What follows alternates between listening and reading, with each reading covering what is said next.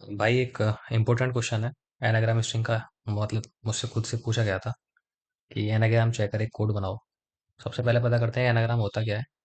कि दो स्ट्रिंग है, उनका कैरेक्टर सेम होनी चाहिए और लेंथ भी सेम होनी चाहिए।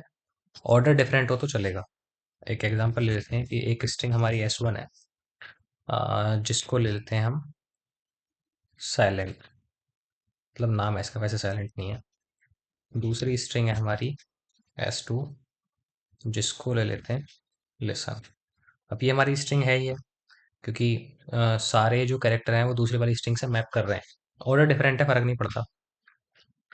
तो इसके लिए सबसे पहले क्या करेंगे कि ऑर्डर मतलब ऑर्डर डिफरेंट हो सकता है और जो लेंथ है वो भी मैच होनी चाहिए। तो सबसे पहले लेंथ के लिए एक वो चेकर बना लेते हैं।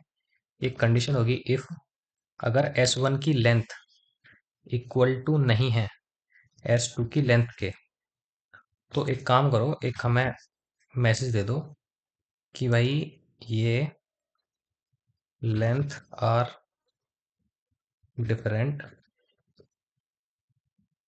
सो can not be anagram. Sorry भाई स्पेलिंग। और यहीं से हम रिटर्न कर देते हैं। ठीक है भाई साहब। अब एक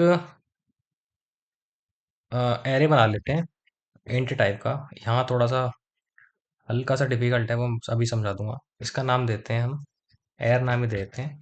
और इसका साइज होगा 26। 26 इसलिए होगा क्योंकि अल्फ़ाबेट हमारे 26 होते हैं, तो उनको उनकी फ्रीक्वेंसी को मैप करना होगा। अभी एक्सप्लेन करूंगा कैसे मैप करते हैं। एक फॉर लूप चलाया।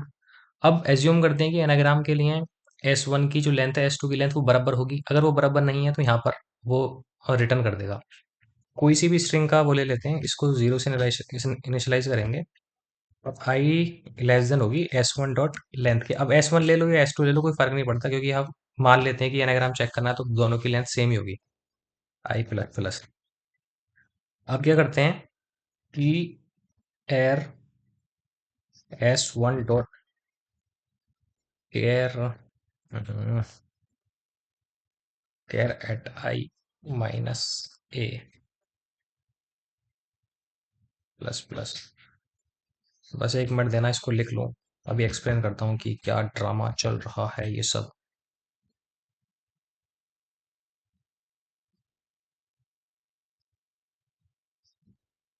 ठीक है।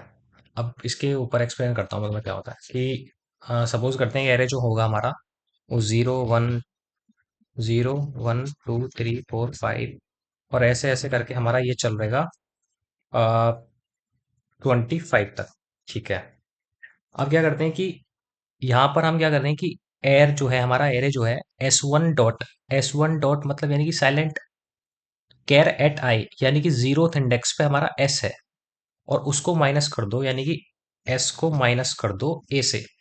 इसका मतलब ये हुआ कि अरे क्या हुआ अभी? इसका मतलब ये हुआ कि S की जो हमारी ASCII वैल्यू है वो है हमारी S की है हमारी 115। उसको अगर माइनस कर दें 97 से तो हमारा आंसर आता है 18। यानी कि 18th इंडेक्स पे, ये हमारा 18th इंडेक्स हो गया, तो 18th इंडेक्स को इंक्रीमेंट कर दो। ठीक है, मुझे लग रहा है अभी भी कंफ्यूजन है। अज्यूम करते हैं कि हमारा जो फर्स्ट कैरेक्टर होगा, यानी कि S1 डॉट कैरेट आई, यानी कि अज्यूम कर लेते हैं कि कोई ABCD लिखा हुआ है। तो फर्स्ट फर्स्ट कैरेक्टर A है हमारा। तो A को अगर माइनस करेंगे A से, यानी कि इस A को माइनस करेंगे इससे, तो हमारा कितना आएगा? जीरो। यानी कि जीरो आया तो एरे ऑफ जीरो, यानी कि जीरोथ इंडेक्स को प्लस प्लस कर दो। ठीक है, एक और एग्जांपल ले लेते हैं। सपोज कर लेते हैं कि हमारा कोई भी स्ट्रिंग है। अभी साइलेंट लिसन को छोड़ो। S1 डॉट कैर एट आए, यानी कि वो हमारा B आता है। तो B माइनस अगर A करें, इसका मतलब क्या होगा? B माइनस एक अगर करते हैं, अरे यार, तो B का जो आस्काई वैल्यू वो 98 है, और उसको अगर माइनस करना है 97 से, जो कि A होगी, तो आंसर हमारा 1 आता है। यानी कि फर्स्ट इंडेक्स पे प्लस प्लस, यानी कि एरे ऑफ फर्स्ट को इंक्रीमेंट करके 1 कर दो। अब जैसे यहाँ पर A माइनस A हुआ था, तो A की वैल्यू आस्काई वैल्यू 97 थी। 97 को होगा 9 97 से माइनस किया तो जीरो आया, यानी कि जीरोथ इंडेक्स पे प्लस प्लस कर दो। आ, अगर रिटर्न फॉर्म में चाहिएगा तो मैं डिस्क्रिप्शन में दे दूंगा, तो अभी के लिए इसको कमेंट ही कर देते हैं। ठीक है। तो अभी हमने ये वाला जो एरे था एर नाम का, इसमें हमने सारे जो जितनी बार आया उसको प्लस प्लस कर दिया। अब यहाँ समझते हैं कि एक कैरेक्टर का बता देता हूँ कि यहाँ पर एस था, एस यहाँ पर आया तो 18th इंडेक्स पे प्लस प्लस उस इंडेक्स को हमारा वहां पर काउंट 1 हो गया। In case S two string में कहीं भी एस है जो कि है, तो यहाँ पर भी एस आएगा, तो इसका भी इंडेक्स 18th निकलेगा। तो यहाँ पर इंक्रीमेंट की जगह डिक्रीमेंट हो गया, तो यानी कि जो पहले इंक्रीमेंट हुआ था और वहां पे वो डिक्रीमेंट हो गया, तो यानी कि वो जो इंडेक्स कभी 1 हुआ था वो फिर से जीरो हो गया। तो अब ये मान के लेते हैं कि ऐसा ही होगा कि अगर सारे कैरेक्टर कहीं पर इंक्रीमेंट हो रहे हैं और वो सारे कैरेक्टर S2 में प्रेजेंट हैं, तो वो डिक्रीमेंट होके उसको जीरो कर देंगे, चाहे वो पहले 1 हुआ था या नहीं हुआ था। तो अब एक फॉर लूप चला लेते हैं। फॉर लूप क्या चलाते हैं, पहले एक चेकर बना लेते हैं कि इज एनाग्राम नाम का, एनाग्राम नाम, और इसको ट्रू सेट कर लेते हैं फिलहाल के लिए। और एक फॉर लूप चलाते हैं int I equal to zero, और कब तक चलेगा, int arr dot, sorry sorry sorry, int I equal to zero, I less than arr dot length I plus plus. अब क्या करते हैं कि एनाग्राम तभी होगा जब सारे इंडेक्स जीरो होंगे, क्योंकि अगर किसी भी इंडेक्स में सपोज करो कि एस हमारा 2 बार आ गया, तो इंक्रीमेंट हमारा 1 to S, मतलब 18th इंडेक्स पे एस, जहां पर हमारा वो एस मैप हो रहा है 18th इंडेक्स पे 2 हो जाएगा। और स्ट्रिंग 2 में सिर्फ एस एक बार आ रहा है, अगर डिक्रीमेंट हुआ भी तो उस 18th वाली मैपिंग पे डिक्रीमेंट जो हमारा इंक्रीमेंट होकर 2 हुआ था वो डिक्रीमेंट होकर 1 रह जाएगा। तो एनाग्राम नहीं हुआ, यानी कि एनाग्राम होने के लिए क्या चाहिए कि जो हमारा एर वाला नाम का एरे है, वो सारे इंडेक्स में जितने भी मैप किए हुए थे हमने वो सब जीरो होने चाहिए।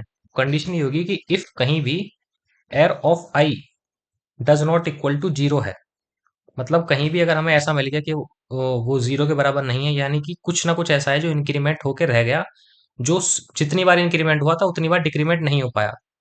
जितनी बार इंक्रीमेंट हो गया था उतनी बार डिक्रीमेंट नहीं हो पाया का मतलब ये है कि जितनी बार इंक्रीमेंट हुआ था मतलब जितनी बार वो कैरेक्टर आया है पहली स्ट्रिंग में, और जितनी बार डिक्रीमेंट हो गया यानी कि जितनी बार वो कैरेक्टर आया है दूसरी स्ट्रिंग में अगर बराबर नहीं है, तो तभी तो जीरो नहीं हुआ ना वो।